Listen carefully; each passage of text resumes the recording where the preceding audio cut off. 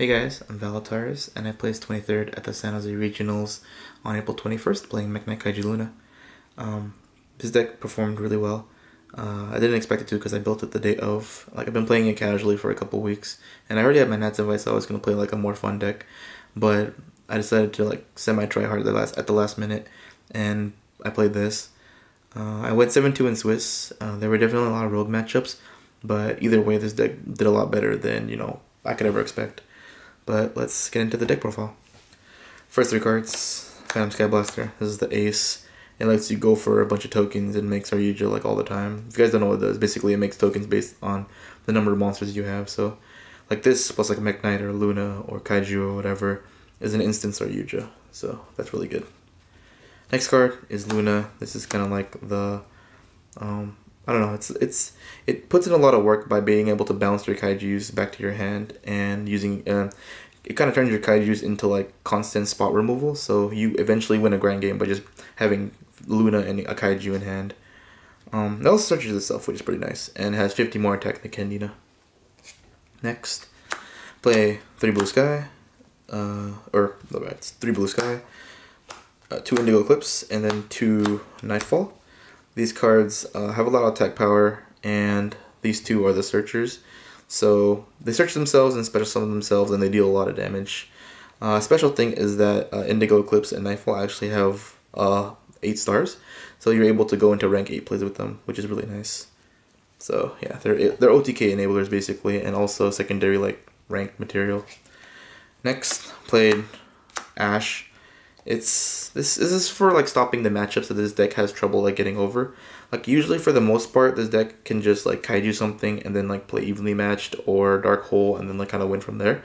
But there are certain matchups like 60 card where Ash comes in really handy and stops cards that you wouldn't be able to just kaiju away, and that's where Ash comes in useful. Then you have your kaijus. I play Dogran, Gamungus, Radiant, and Godarla. These are kind of the spot removal. Basically, they just out any monster in the game besides a couple. And they also have really high attack. You're able to special summon them off Saryuja, and then this plus Saryuja and a Mekk Knight, that's an OTK right there. And then since you have Luna, you're able to just kind of abuse their ability to just keep removing your opponent's monsters and keep bouncing back to your hand. Next, played the brilliant stuff. This is a brick. I drew this more than I wanted to. This is okay-ish. I don't think it did that much. Even with an extra, even as an extra link material, it wasn't as great. But I had to run something. Next was the tech.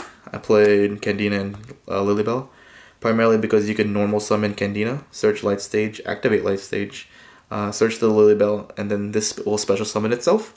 Because of that, you're able to get 2 bodies for 1 normal summon. So it's kind of a weaker Skyblaster, but it still lets you get Saryuja out really easy. Then we have spells. I played 3 Brilliant. This is just for the extra normal summon.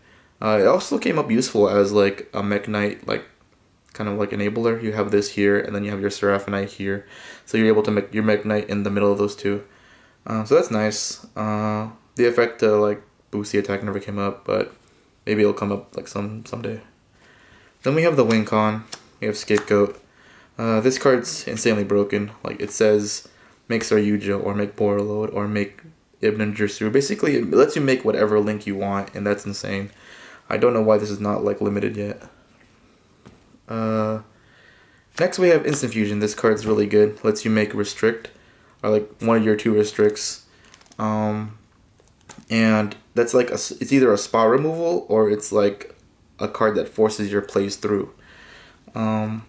It's also you can set it and then summon a Mekk Knight or something like that and then activate it later.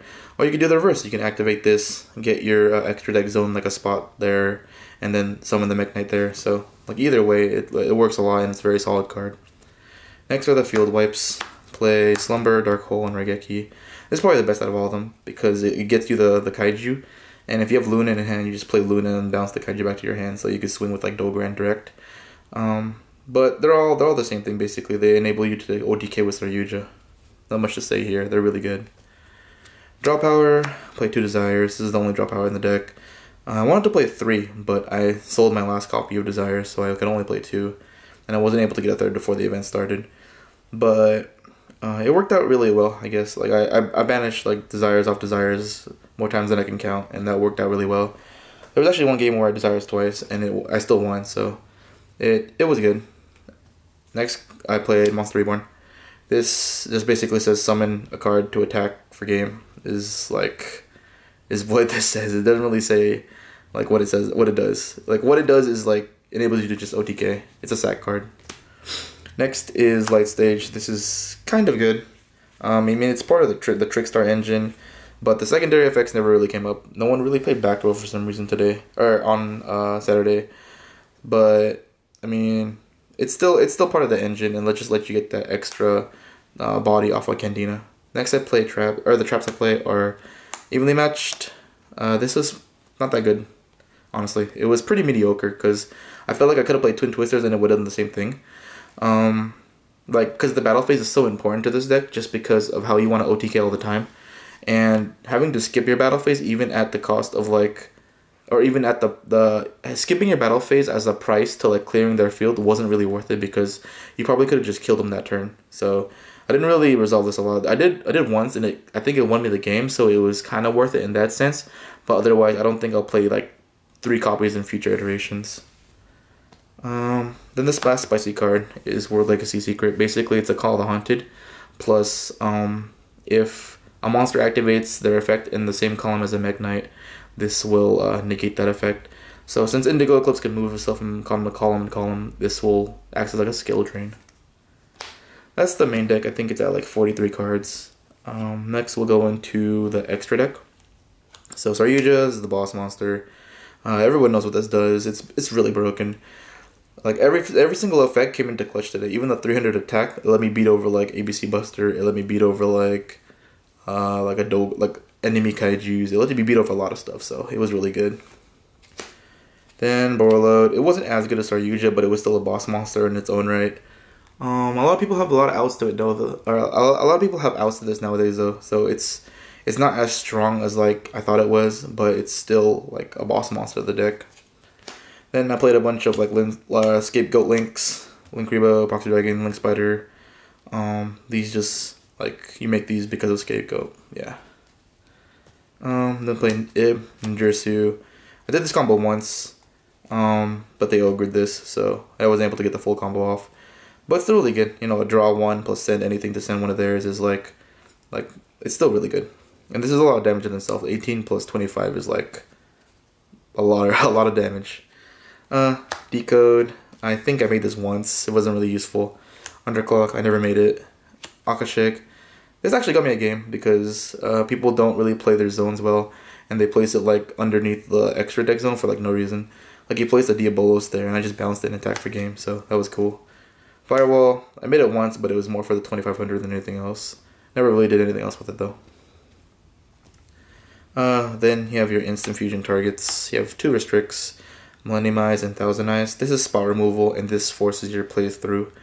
Like, I think this was a lot better than this throughout the day, because this lets me get the OTK off, or like sets up for the OTK, and this is just like removing a monster from the field, which is like this deck already has a lot of options to do. Next I played Seraphinite. This is needed for the Brilliant. Then I played Galaxy Ice Tachyon Dragon. I was looking for rank 8s that were really good because Indigo and Purple are both level 8. So you can XYZ into something. And I was testing a bunch of stuff. I was going to like Dark Matter. I was going for like the Heretic thing. But I settled on this because this gets over Eater of Millions, which actually came up today. And special summoning it and then putting it in like a zone from Saryuja is like, this set was 3300 attacked into like a 0 attack Eater, because this is like a skill drain on the field during the battle phase. And also attacks twice, so that was really good. It won me that game actually, so I guess it was worth it. Next is a side deck. I played 3 Cosmic Cyclone. This was not good at all. Like I think this card, like it's in everyone's side deck, but I feel like it's just there because everyone else has it in their side deck. I would have rather played Twin Twisters than this, to be honest. They came up once, I think, where I banished during a match with a Gem Knight FTK. I banished their Gem Fusion, and it kind of stunned them for the turn and let me OTK them next turn. But other than that, it was like useless in the like 8 other rounds. Played 3 Call by the Grave. Now this was like the opposite of Cosmic Cyclone. Originally I thought this was like trash, but throughout the day it let me go first. It let me like get over 60 card. It just did a lot of stuff that was like I didn't expect it to, and it was a lot better than like a lot of other like cards in my side deck. It's gonna be a future staple in my side decks for sure. Enemy controller. This honestly didn't come up that much. Like the most I used it for was to like not get OTK'd. I never used the tribute and steal effect, but I'm probably gonna replace this in the future. Played 3 Zaphion. Surprisingly, I dodged all the True Dracos today. The only True Draco I played was True Draco Metal Foes, who played like 0 back row. And like originally this is because I wanted to like auto win the True Draco matchup, but like I didn't face any, so I guess it never came to play. Played 2 Kaiju. I guess this is if I ever felt like I needed more Kaijus, and they're Radiants because they were the only ones I could pick up the day of. So yeah, I mean they weren't like necessary most of the time because I already ran 4. Next, Macro. This is so if like I ever went first, I had this as like an auto win against a lot of decks. And then Mind Control because I didn't know what to put in the 15 slot. It's still really good though. I should honestly play this in the main. So that was the deck. Let's see. So my matchups were for round 1. I played Demise Lair, which is kind of funny because I already that was the deck I was testing before for this event, but I decided against it and just played this deck. I beat it. He beat me game 1. He summoned 2 Diabolos and just kind of kept looping me, and I just lost from there. But game 2 and 3 I came back, and I think I got a good evenly match on him, and then I just kind of snowballed that game there. Round 2 I played ABC Cyber Dragon. Like this matchup was honestly awful because he got so many pieces in the grave, and I just wasn't able to deal with Buster. Just keep going on off, just keep going off. Like I made a cool play with Call by the Grave by forcing him to send a copy of Infinity from extra deck to the graveyard, and then with Luna, and then I activated Slumber. He tried to negate it with Infinity, but I chained Call by the Grave on the copy of Infinity that he sent. So that was pretty cool. I mean, I still lost the game, but like it was a cool play. Next was Pendulum FDK. This one he never actually FDK'd me. All 3 games that we went to game 3, and all 3 games he got out Vortex and Firewall. So it wasn't exactly a nutty field. It's because I was just able to Kaiju Dark Hole it like most of the time. And I just won because I kept... He basically tried to make a really big board and like spended like a lot of resources on it. But like I just broke it like instantly. Round 4, Pendulum. Like a standard Pendulum deck. He played a lot more conservatively than the last guy. And didn't expel like his whole hand and like deck into the field. So it was a lot harder. Like I could break his board, but he still had a lot of stuff to go on. And he eventually just outgrinded me. Round 5, 60 card. This was the matchup I was afraid of the most coming into the regionals because Snow is a really busted card in my opinion, and it stops this like OTK deck really easily. But luckily, I was able to outgrind him. Like we traded resources. Like he won game 1 because he milled like a wolf and like glow up, and then milled another wolf, and then milled a snow, and then he was just able to go off. And Omega and Trish won the game. Game 2, we were trading resources, and then a well-timed Call by the Grave like stunned him for the turn, just let me OTK him the next turn. And then game 3, he tries for like a left arm like on the opening turn, and I just ash and he loses right there. Yeah, that was kind of anticlimactic to be honest. But going to round 6, I played True Draco Metal Foes. This deck was like really interesting because a lot of my friends were like having trouble beating it, and they were all like, "Oh, how do you beat this deck?" Blah blah blah blah. And honestly, I just kind of see the deck as a worse True Draco deck than Demise is. Like I don't know why you play Metal Foes True Draco over like Demise True Dracos, but you know, whatever, each to their own. I think he didn't really open any nut boards actually. Like he ended with like the 2 scales, like 2 Metal Foes scales plus like Electromite, Astrograph, and like a Masterpiece, and that was super easy to out. Like we went to game 3, but Kaijus and Luna put their work in. Gemini FDK. First game I got FDK'd, and it was awful watching him play Solitaire for like 10 minutes, but it was whatever. Next 2 games, I think he bricked. Yeah, he definitely bricked, and I was just able to capitalize. Like this is the one where I Cosmic Cycloned his Gem Fusion, so it stunned him for the turn. and he just wasn't able to get the FTK off. Round 8, I played Blue Eyes. So it was kind of surprising going to round 8 and seeing this deck. And unfortunately for him, he got off like our first game he won by just beating my face in, and second game and third game he got off the Galaxy Eyes dump, and then bring out a Morphage Sloth. For some reason, I guess he thought I used my extra deck a lot more than I did, which, I mean, it's kind of true. But then I have like Slumber and Dark Hole and stuff, so like I just basically slumbered and I just basically field wiped and just OTK'd.